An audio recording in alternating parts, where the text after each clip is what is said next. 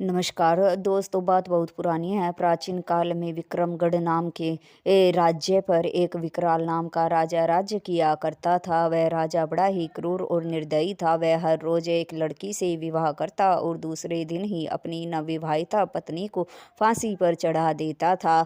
कोई भी राजा को इस काम करने से रोक नहीं पाते थे, क्योंकि राजा की क्रूरता और निर्दयता के सामने किसी की बोलने की हिम्मत नहीं होती थी। लोग जानते थे तो बस ये कि राजा हर रोज एक नई लड़की से शादी करता है और उसे दूसरे दिन मरवा देता है। इस बात के पीछे क्या राज है, इस बारे में कोई नहीं जानता था।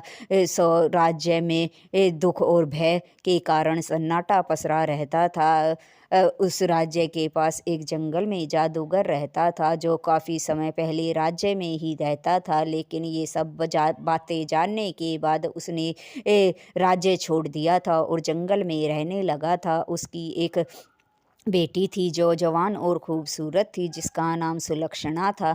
जादूगर बीमार लोगों की औषधियों से उपचार किया करता था। सुलक्षणा भी अपने पिता की मदद किया करती थी औषधियाँ बनाने में, और जो भी दुखी लोग जादूगर के पास आते थे, सुलक्षणा उन्हें अपनी सुकून भरी बातों से राहत देती थी। इस तरह से लोग जादूगर के पास अपने दुख और बीमारी का उपचार करवाने जाया करते थे। एक दिन जादूगर को नगर जाना पड़ा, तो सुलक्षणा ने भी जाने की जिद कई। जादूगर के साथ वह नगर की ओर चल पड़ी। जब वह नगर के मुख्य द्वार पर पहुंची तो उसने देखा कि बहुत सारे लोग रोते चिल्लाते हुए आ रहे हैं और अपने राजा को बद्दुआएं दे रहे हैं। उनके हाथ में एक लड़की की लाश थी। दरअसल उस दिन भी राजा ने अपनी नवविवाहित पत्नी की हत्या की थी, जो वह लड़की थी। यह सब देखकर सुलक्षणा हैरान थी कि भला क्यों प्रजा अपने ही राजा को बद्दुआएं दे रही है। जादूगर ये सब देखकर भांप गया था कि स्थिति क्या है। जादूगर ने अपनी बेटी से कहा कि बेटी अभी वापस चलो, लेकिन सुलक्षणा ने कहा पिताजी, ये मुझे पहले जानने दीजिए कि यहाँ क्या हो रहा है। आखिर क्यों एक प्रजा अपने ही राजा को बद्दुआएं दे रही है। तभी सुलक्षणा ने वहाँ खड़े लोगों से पूछा, तो लोगों ने उसकी ओर हैरानी से देखा और कहा, क्या तुम इस बारे में कुछ नहीं जानती? सुलक्षणा ने कहा, नहीं, मैं इस बारे में कुछ नहीं जानती। तभी लोगों ने सारी बात उसे बताई और कहा कि राजा हर रोज एक लड़की से शादी करता है और दूसरे दिन उसे मार डालता है। ये वही लड़की है जिसकी राजा से कल शादी हुई थी। ये बात सुनकर सुलक्षणा की आंखों से आंसू बहने लगे। तभी उसने अपने पिता जादूगर से कहा कि वह राजा से शादी करना चाहती है। जादूगर ने जब ये सुना तो वो कहने लगा, कहीं तुम पागल तो नहीं हो गई? तुमने अभी सुना ना, लोगों ने क्या कहा? जो भी लड़की राजा से शादी करती है, राजा उसे दूसरे दिन ही मार देता है। तभी सुलक्षणा ने जादूगर से कहा कि पिताजी, मैं जानती हूँ, फिर भी मैं राजा से शादी करना चाहती हूँ। क्या पता मेरे मेरे ये साहस, करुणा और सत्य से एक निर्दयी व्यक्ति का हृदय बदल जाए, और अगर उसका हृदय बदल गया तो मेरा जीवन सार्थक हो जाएगा, और जन्म और मृत्यु तो भगवान के हाथ में है।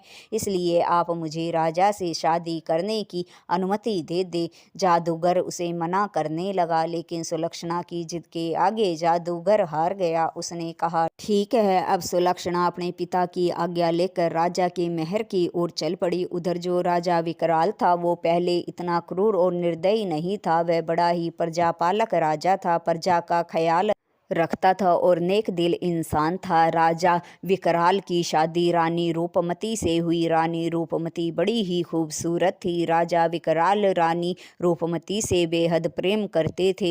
एक दिन राजा विकराल राज्यसभा खत्म करके सीधा रानी रूपमती के कक्ष में पहुंच गए। तब उन्होंने देखा कि रानी रूपमती अपने नौकर के साथ इश्क कर रही है। यह सब देखकर राजा विकराल को क्रोध आ गया। वह रानी रानी की बेवफाई को सहन नहीं कर सका। उसी समय राजा विकराल ने रानी रूपमती और नौकर को जिंदा दीवार में चुनवा दिया। उस दिन के बाद से राजा ने अपने आप को अंधेरे कमरे में बंद कर लिया और राजकाज के कार्य भी छोड़ दिए। जब भी राजा अपनी आंखें बंद करता तो रानी की बेवफाई उसके सामने आ जाती, जिससे उसे चैन नहीं मिल रहा था। काफ़ी समय बीतने के बाद भी राजा रानी की बेवफाई को भूल नहीं पा रहा था।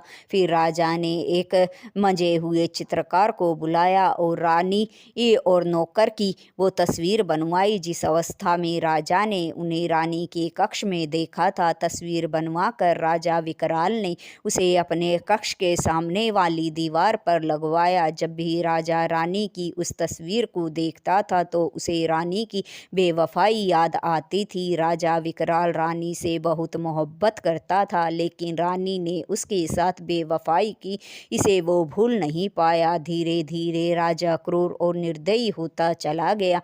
अब उसे सारी औरत जात से नफरत होने लगी। वह औरत जात से बदला लेने के लिए बड़ा ही अन्यायी और क्रूर हो गया। उसने एक दिन ऐसा फैसला लिया जिसे सुनकर सभी लोग हैरान थे। राजा ने फैसला लिया कि वह औरत की बेवफाई का बदला लेने के लिए हर रोज़ एक नई लड़की से शादी करेगा और दूसरे दिन उसे मरवा देगा। राजा की ये बात सुनकर राज्य के दरबारियों ने राजा को शुरू में समझाने की कोशिश की, लेकिन राजा ने किसी की एक न सुनी। धीरे धीरे राजा और भी क्रूर होता चला गया। अब तो किसी में हिम्मत ही नहीं थी कि वो राजा से कुछ इस बारे में कह सके। राजा की प्रजा को भी यही पता था कि राजा हर रोज़ एक लड़की से शादी करता है और दूसरे दिन उसे मार डालता है, पर इसके पीछे की वजह उन्हें भी पता नहीं थी। इधर जो जादूगर की बेटी थी वो राजमहल पहुंच गई। तब उसने सैनिक से कहा कि राजा से जाकर कहो कि मैं उनसे शादी करने के लिए तैयार हूँ। सैनिक ने ये संदेश राजा विकराल को दिया। राजा विकराल हैरान था कि कौन ऐसी मूर्ख लड़की है जो अपने आप ही मुझसे शादी करने के लिए यहाँ आई है। क्या वो इसका परिणाम नहीं जानती? राजा ने सैनिक को लड़की को बुलाने के लिए कहा। जब जादूगर की बेटी राजा विकराल के सामने आई तो उसे देखकर राजा विकराल है एक पल के लिए हैरान हो गया। इतनी खूबसूरत लड़की उसने पहले कभी नहीं देखी थी। उसके चेहरे पर मासूमियत थी जिसे देखकर राजा के चेहरे पर एक पल के लिए खुशी आ गई। दूसरे पल ही राजा निराश और हताश हो गया। राजा ने गुस्से से जादूगर की बेटी से कहा, तू जानती भी है कि तू क्या कह रही है? जादूगर की बेटी ने कहा, मैं जानती हूँ, फिर भी महाराज मैं आपसे शादी करना चाहती हूँ। राजा ने कहा, इसका परिणाम तो तुम्हें पता है ना? जादूगर की बेटी ने कहा कि हाँ महाराज। उसने राजा की आंखों में आंखें डालकर कहा कि हाँ महाराज, फिर भी मैं आपसे शादी करना चाहती हूँ। राजा विकराल ने कहा, अगर तुम्हारी यही मर्जी है तो ठीक है, कल मैं तुमसे शादी करूँगा। शादी की तैयारियां करो। दूसरे दिन राजा ने जादूगर की बेटी से शादी कर ली। अब जादूगर की बेटी एक रानी और राजा की पत्नी बन गई थी। रात जब हुई तो जादूगर की बेटी 16 श्रृंगार करके राजा के शयन कक्ष में सुहाग की सेज पर बैठी थी। तभी राजा अपने कक्ष में पहुंचा तो जादूगर की बेटी के रूप सुंदरिया को देखकर उसकी और मोहित सा हो गया था। तभी उसकी नज़र उसके कक्ष में लगी रानी और नौकर की तस्वीर पर पड़ी तो राजा के दिल की क्रूरता जाग गई। वह क्रोध में आ गया और कहने लगा, ए लड़की, तूने जानती भी है तूने क्या हरकत की है? इसका परिणाम तुझे पता है? तभी हाथ जोड़कर जादूगर की बेटी कहने लगी कि हाँ स्वामी, मुझे इस का परिणाम पता है। ये शायद भगवान की ही मर्जी थी जो मेरी आपसे शादी हुई है।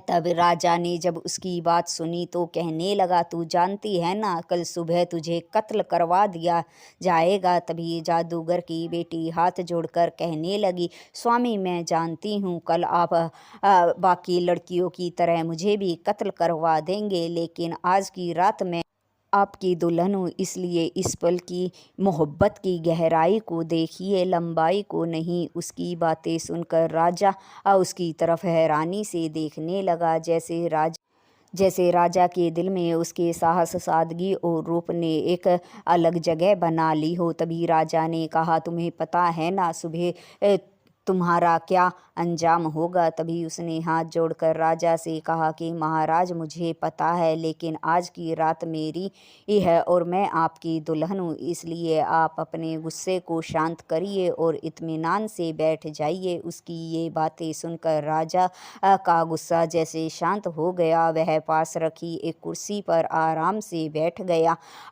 फिर जादूगर की बेटी ने कहा कि महाराज, आप कहिए कि आपका दिल बहलाने के लिए आज रात मैं क्या करूं? कोई शायरी सुनाऊं, शेर सुनाऊं या फिर कोई किस्सा सुनाऊं? क्या सुनना पसंद करेंगे? तभी राजा ने बड़ी ही नम्रता से कहा कि आज की रात तुम मेरी पत्नी हो और रात पर तुम्हारा अधिकार है, इसलिए जो तुम चाहो वो सुना दो। अगले भाग के लिए बने रहिए।